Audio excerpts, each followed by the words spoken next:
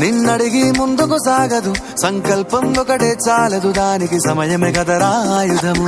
విజయం నేరుగా చేరదు, శ్రమ పడితే దక్కగా మానదు, నీ లక్ష్యం చేరే మార్గంలో ప్రతి సెకను విలువని తెలుసుకో.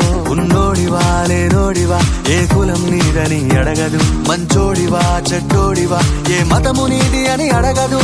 ప్రేమ చాలి చూపదు, దాక్షిణ్యాలే ఉండవు, ప్రేమ చాలి చూపదు, దాక్షిణ్యాలే ఉండవు, దానికి విలువను ఇస్తే గెలుస్తావు.